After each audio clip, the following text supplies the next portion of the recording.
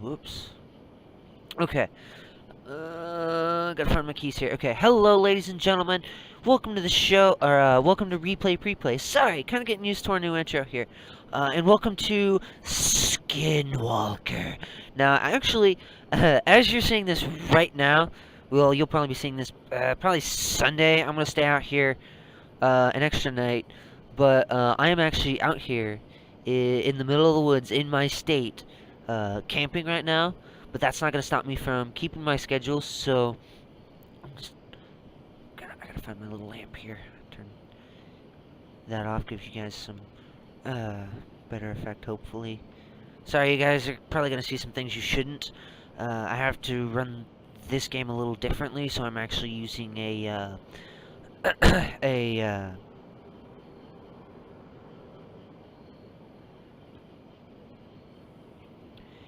a display capture on my recording software.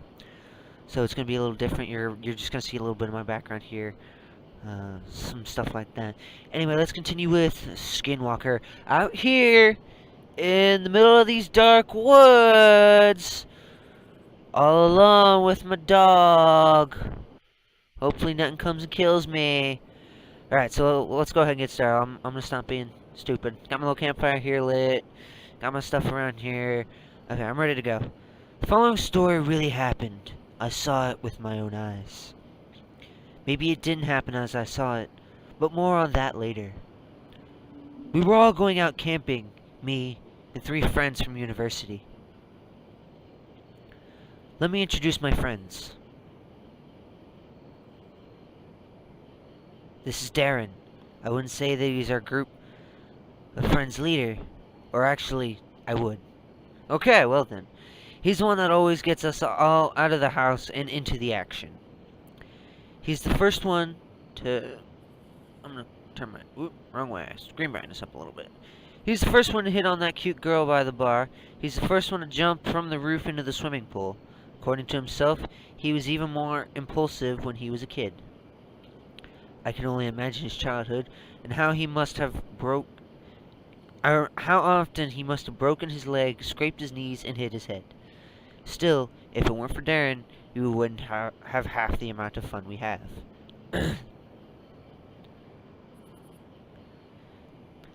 This girl is Celeste. We've known each other since we were children. We met each other when she moved into the house next door when I was 7. My mom told me to go show her around the neighborhood, and after that, we were inseparable for a few years. She's a nice girl, although she isn't the best. She has some kind of heart problem, which I forgot the name of. This forced her to be away from school during extended periods of her childhood. Because of this, until we started university, I was her only friend. Oh, how sad. Still, she never complained, and I've always seen her as a positive, happy girl. Next is me. I'm Joe. As the name implies, I'm pretty normal. I don't have any overwhelmingly bad qualities, but on the other hand, I don't have any overwhelmingly good ones either. I live in this apartment a short walk from my university. This is where our friends usually gather before going out. This guy here, looking all relaxed on my bed, is Michael. He's my neighbor, living in the apartment next door. One day, while I had Celeste over, he just barged in. "Hey man, your looks nice. Mind if I join you for dinner?" he said. Really, that's how you introduce yourself? Screw you, dude. As you can imagine, he's pretty pushy. I don't think he realizes it himself. He came over several times after that day, and after that, we somehow naturally became friends. Come on, let's get this story started. So one day, Darren came up with the idea that we should go camping.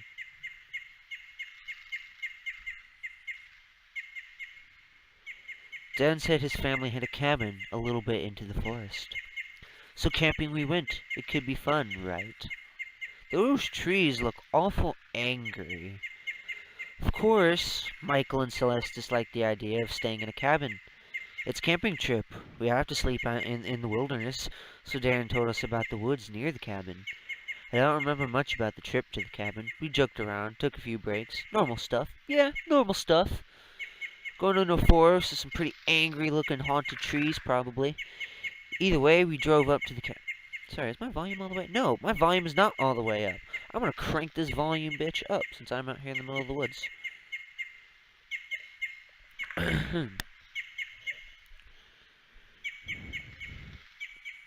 Sorry, I gotta find my keys again.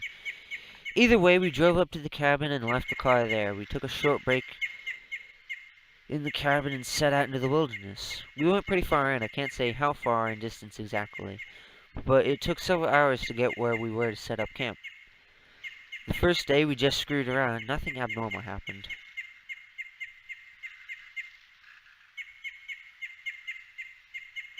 But then...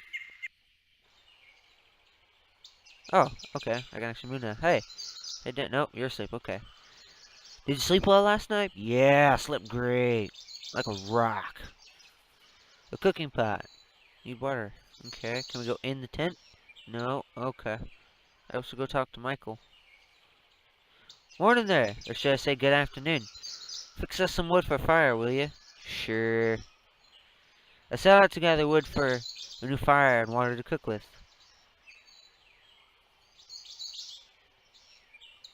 What did I just pick up? Oh, okay. Okay. Ooh. You stop it, campfire. Ooh. What is that sound? It doesn't sound like something you'd hear in a forest. Nope, we're gonna get some water. There we go. Bucket of water. Getting out of here. It's strange. Ooh. The sound stopped. Well, good. Hey, I got the wood. My head hurts. Okay. How you feeling? We had a blast yesterday, didn't we? Oh, yeah, it was great. Set up fire. Poured water in the cooking pot. Ooh. Should have enough wood to make the fire last a while tonight. There's enough wood for a fire. Well, no duh. Can I talk to you? Alright, let's cook something up, shall we? Yeah! Let's get cooking. Drugs. No, drugs are bad. Later that evening. Oh, good. The blood mist.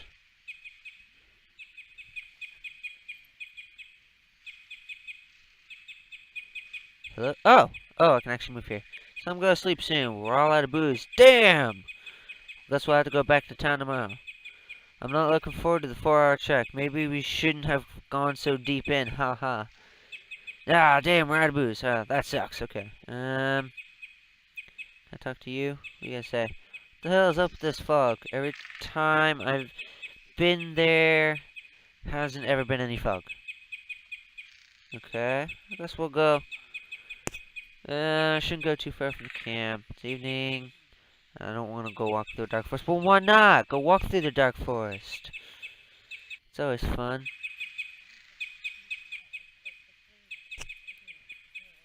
It's really chill outside for being in the middle of summer. Okay.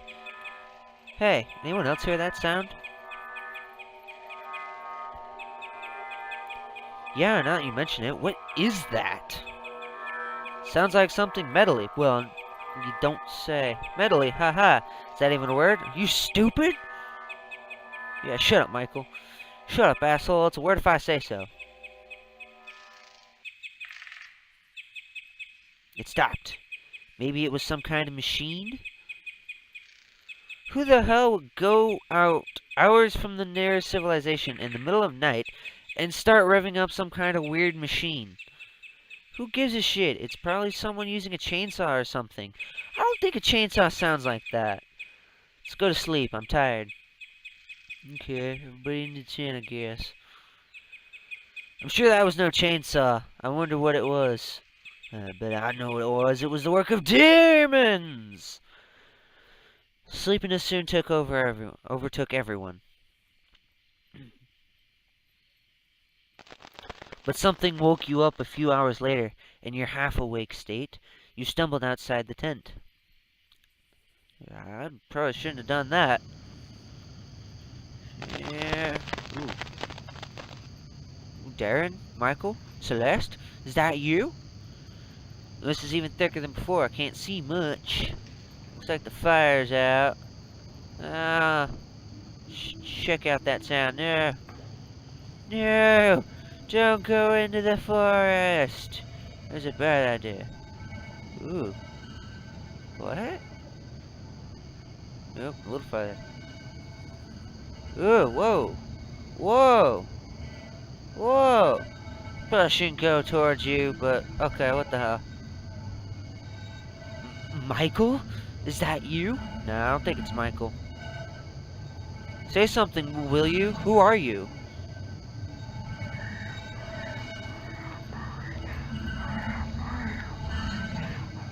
Whoa, stop right there! I have a knife! I'm gonna shoot you. Uh-oh. Go! Go back to the tent! Run! Shoot!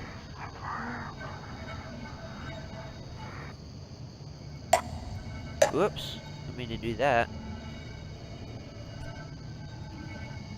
Oh no!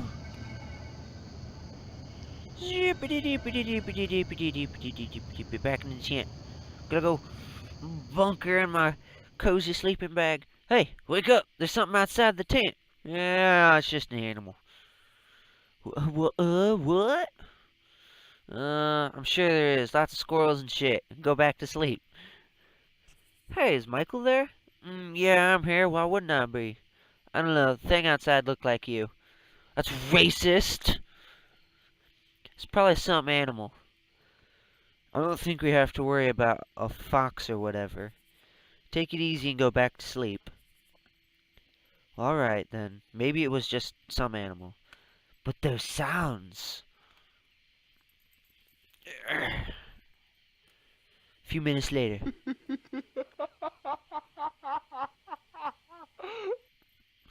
Okay, drop it, whoever that is. I want to sleep already. Wasn't me. Me neither. That didn't sound like any of our voices. Well, shit. Now I'm never going to be able to sleep. Should we go outside and look? Nah, that sounds like a bad idea. That's a bad idea. What if it's some crazy psycho with an axe? All the better reason to stay in the tent. All the more reason to check it out. No. No. No. It's not like the tent is some kind of impenetrable fortress. Seriously, what if that was one of you guys? Tell me right now. This ain't funny anymore. Dot, dot, dot. Okay, everyone get out together and check it out. I ain't going alone. Good plan. Okay, gang, let's split up. The sounds are back. What the heck is that? Someone was definitely here. Shit. Shit. Calm down, Celeste. We are 4 against 1 here. It'll be fine. What if the dude got some kind of weapon with him? I mean, he killed this little critter, didn't he? Oh, I didn't even notice that there. Michael's right. We gotta get the hell out of here. We can't just up and leave. It's the middle of the night. What about our stuff? Screw our stuff. We're not staying here another minute. Fine, we'll leave. But at least bring the flashlight and some food and water. Ooh, I think it's getting louder. I think you're overreacting, though. We haven't even seen anyone. Still, someone or something left this dead creature here. We can't exactly go back to sleep with no worries. I guess you're right. I'll go get the flashlight. Everyone bring some stuff you think we might need. A couple of minutes later. Yeah, it's piling on me. I'll take us to safety. What is this, anyway? I can't even tell. Well, here we go. Into the deep, dark woods of death, I guess. It's so dark. At least it's still summer. It's not pitch black. This fog is really annoying, though. So we're going back to the cabin, right? I guess that's the plan.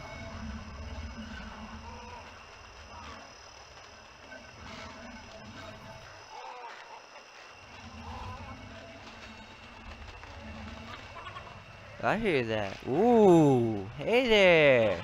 Fuck you.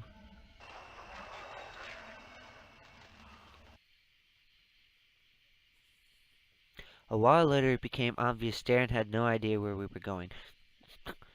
Gee, thanks, Darren. He was swearing and looking all around. We've been walking for an awfully long time now. Are you sure we're on the right path, Darren? No, I'm pretty sure he doesn't. I've walked this path hundreds of times. We're on the right path. I don't recognize anything from where we were walking to the camp, though. I said we're on the right path.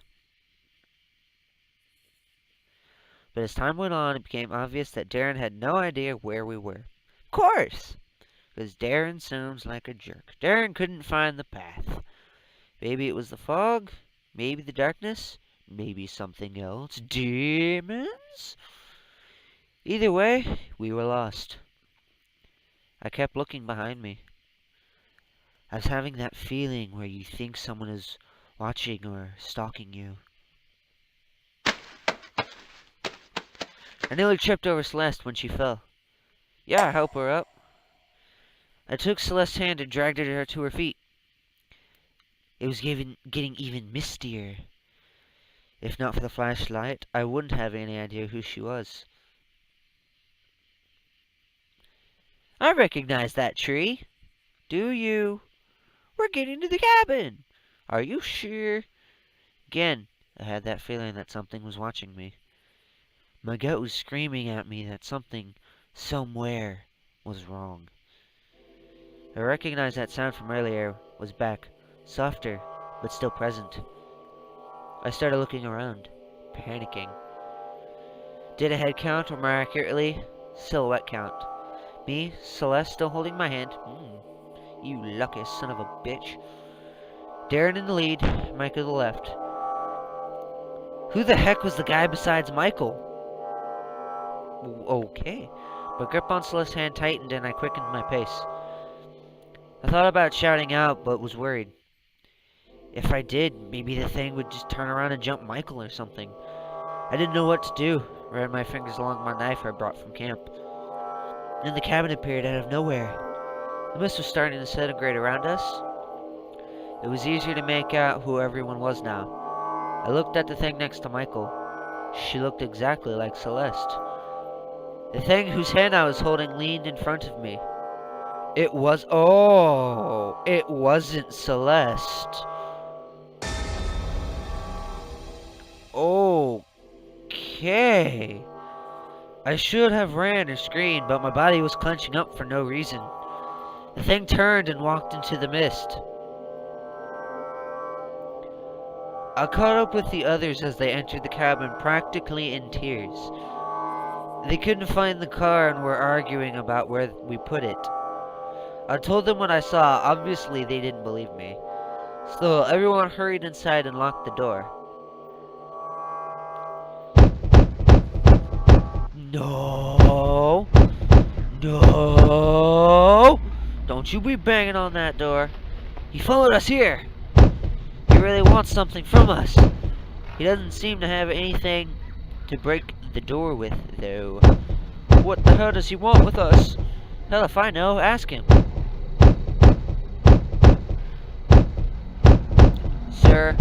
Sir. Hey, don't touch the door. I wasn't gonna. So it's a sturdy door, it'll be alright, won't it? Did he go away?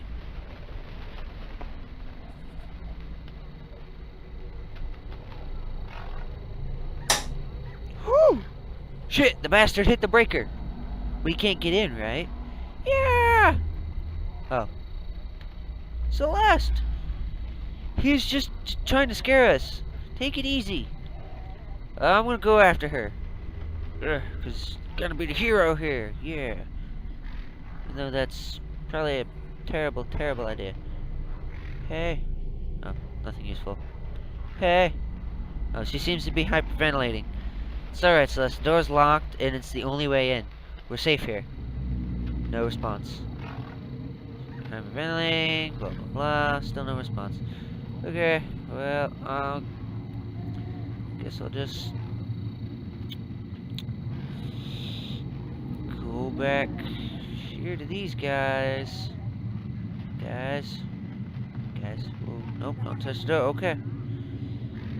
I'm starting to believe what you said you saw earlier. What you guys say? It's fine. He's just trying to scare us. Okay. That's useful. I'm gonna try and do this game in one go. Really, how long it takes me. Though, I think it's supposed to be a short little game. There's some kitchen. Ooh, what's this? It's a window. Okay. What about that? Ooh. Who is that? Okay, bye then. Thank you. Thank you for fucking off. Oh. When did you get there? When did you get there? Wait a minute. We played some cards here before going out camping. Wait a minute. Oh, I guess you did. I guess you did move, okay. You saw something looking like me? Sure, I guess. Fireplace. Didn't have any matches though. Damn. Damn, maybe we should find some matches. Where might we find some matches in? Over here maybe? Nope, nothing useful here.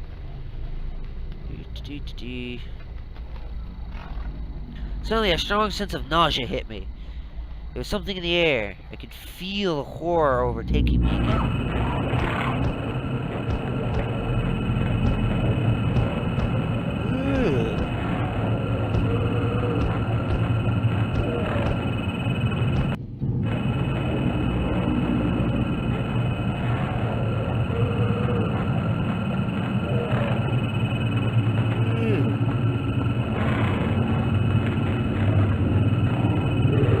Can't get up.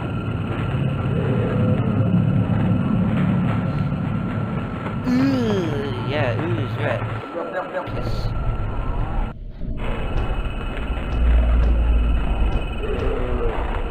Am I supposed to go?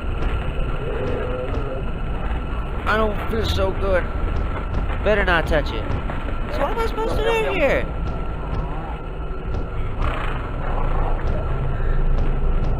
Mr. Bangy's back. Another window. Still nothing there in that window.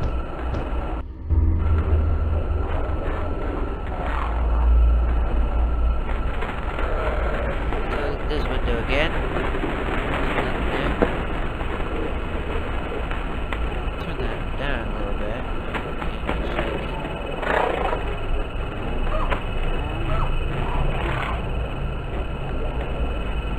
What I'm supposed to do here?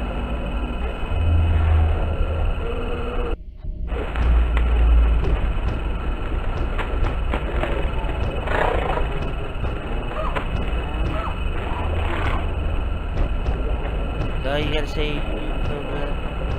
no. Let's open the door. Nothing useful. Okay. What am I supposed to do? Well, books and board games. Yeah, the window again, I guess.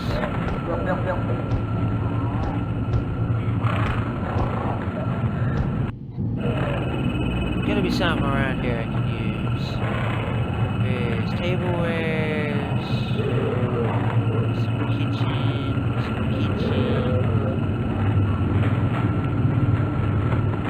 Useful. I had to lie down. Okay, there we go. I couldn't sleep and I wouldn't have even if I could. I just wanted to rest. Waited for the world to stop spinning. I looked out a window. Hey there, buddy. There was someone in the tree. I stared back, not able to register what was going on. I quickly pulled the blinds down. Good thinking. Celeste came through the door. She looked pale and disheveled. I dragged her to the bed and laid her down. She was gasping for air as if something was suffocating her. Eventually her breathing became more regular. I asked where the others were. She struggled. She shrugged. The room stopped spinning a bit, but I felt fear far from good. Can't read today. Suddenly a voice could be heard from the locked door. What was worse, though, was that it was Celeste's voice. Let me in, God, let me in there. I immediately pulled my knife out and placed it at the Celeste lying in the bed. Her eyes grew wide with shock and alarm, but they could have been faked. What are you doing? No, I'm the real one. The one out there, that's the imposter. I was kind of in a trance, unsure of what to do, and staring down at her. Maybe I would have stabbed her if the voice at the door hadn't changed into some low, deep, guttural voice. Then it became high-pitched, like a little girl, as I pulled my knife away. I snapped out of the trance. Now the nausea was returning. I got to the door and opened it. There was nothing there but a trail of black liquid. Gross. Suddenly I got this feeling that it might not be the best idea to go outside. Go outside anyway! Follow the goo! The thing was nowhere to be seen. Just as I was turning around, I took a look at the roof. There it was. It was close to the corner, about to turn. It looked like an albino male with really long limbs. Ooh. He had fingers instead of toes, and all 20 of them were elongated. He was facing away from me. Suddenly, his head swiveled 180 degrees, and he stared at me. I started choking up, as if suffocated. It was hard to breathe. The thing opened its mouth slowly and deliberately. I thought it was going to devour me when its tongue snaked out. On the tip of its tongue was my face, like a tumor. Eyes closed, lips upturned in some psycho smile. There's a legend somewhere that you see a doppelganger when you die. I thought of that legend, but the creature rounded the corner and it was gone. I lost it and followed, vision hazy. My heartbeat suddenly seemed ear-splitting to me.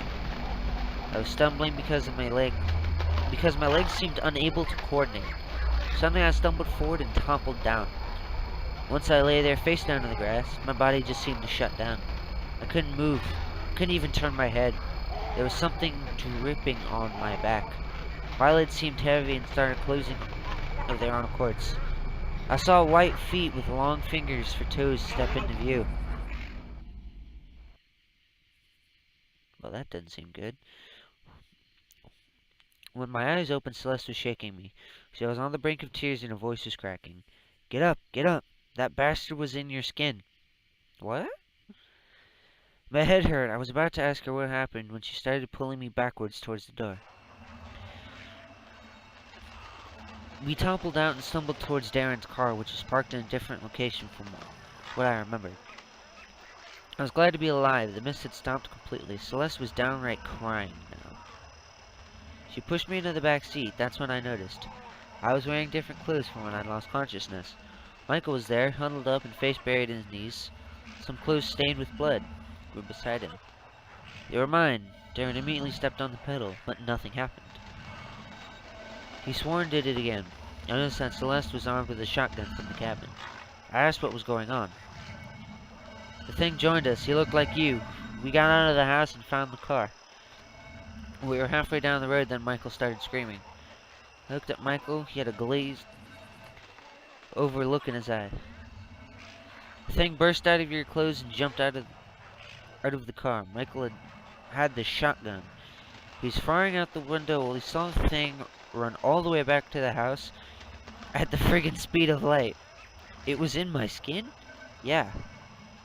I looked down at myself. I wondered if I had been possessed or if worse, the thing had cut off my skin and wore it as a coat. I shuddered at the thought of something crawling around in my skin. I asked Michael if he was alright. The thing talked to me. I asked what about. He didn't respond. I realized he was sobbing. Oh, poor Michael. The car jolted into motion. Darren fist pumped as the car started accelerating. I turned my back towards the cabin and saw the albino thing standing on the roof on the house, watching us. I shouted and turned back. Celeste screamed. The thing was in front of the car on the windshield. Good! Run it over. It opened its mouth and my tongue face slithered out. Celeste fired a shotgun. Ooh, jeez. Glass shattered and was thrown backwards. Darren shrieked and saw blood coming from his face. Something pierced my face and I realized it was glass. The car skidded to a stop. The car doors opened without any discernible reason and I fell out. The thing lay directly across from me, eyes closed as if it was sleeping. I wished I could close my eyes. Its mouth hung open and I saw myself again, emerging. Ooh, that's creepy. I didn't move or say anything because I couldn't. My face looked at me and started to talk. I love you. I love you. I love you. I want to be with you. No, don't you be saying that shit. It repeated it over and over again. It was coming close to me. I wondered if it was going to bite me to death. The thing's eyes shot open and I realized it was going to kill. Okay? Managed to gain some control and instinctively twisted back from it. I guess that was what saved me. There was a sound like an explosion and blood spurted from the thing. Celeste was standing over it. Her face and body were bleeding and she had this spaced out psychopathic look in her eyes. She had just fired the shotgun. My face looked directly at me. I am you. It was safe. She fired again and I saw my own face begin rotting to nothing more than a skeleton in front of me. The thing had flowered open. That's the best word I could find to describe it. Its head kind of split again and again, peeling away. I saw faces, lots of them, all on the inside of its head. I think I saw Celeste and Michael's faces. They were whispering something unintelligible.